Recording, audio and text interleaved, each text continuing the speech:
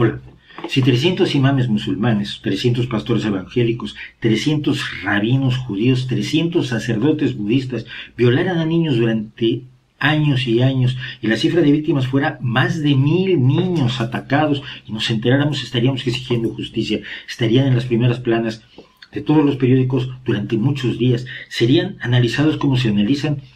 a los agresores sexuales que tienen una o dos víctimas, y que nos parece que una o dos víctimas son una o dos víctimas de más,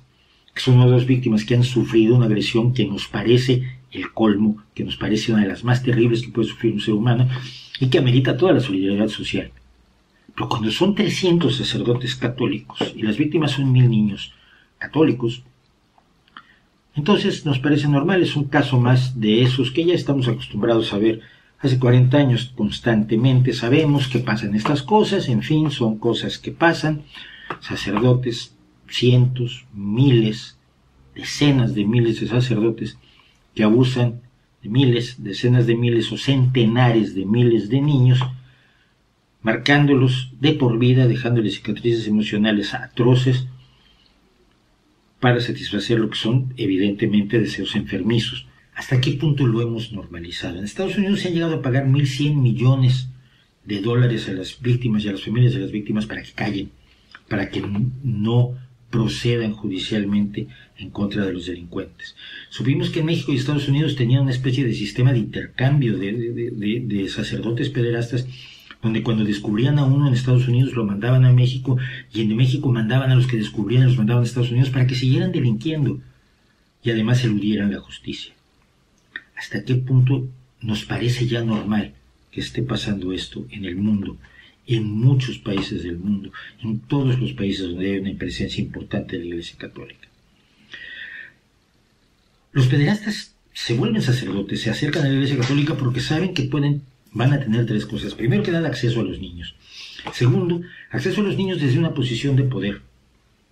Desde una posición de poder que les da la idea de que son los representantes de Dios en la tierra, y que los padres de los niños les dicen a los niños que estas son personas especialmente buenas,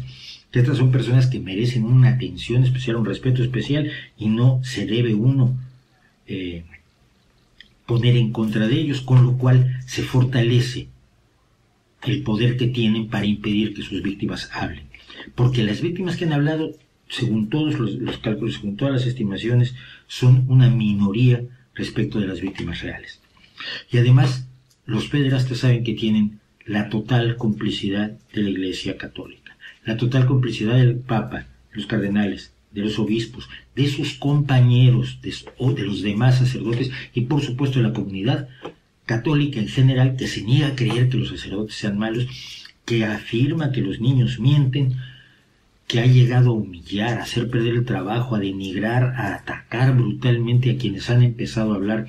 de haber sido víctimas de sus señores. ¿Hasta qué punto lo vamos a hacer normal? ¿Hasta qué punto vamos a seguir aceptando, como ahora sí viene un cambio maravilloso con el Papa Francisco, en vez de exigirle al Papa Francisco que entregue a sus sacerdotes a la justicia,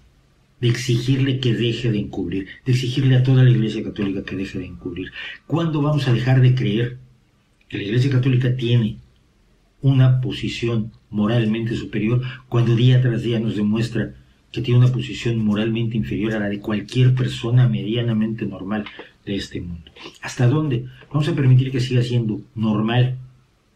que aparezca de cuando en cuando un caso más de otros cuantos cientos de niños, de otros cuantos cientos de personas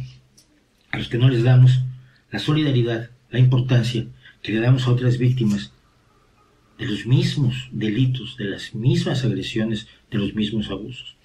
Si usted se ha indignado ante la impunidad de los violadores de tal o cual grupo, de tal o cual caso aterrador, de tal o cual suceso que ha atraído la atención de los medios masivos de comunicación, piense en multiplicarlo por 1000, que son las víctimas de estos 300 sacerdotes, y por los miles y miles más que han sido víctimas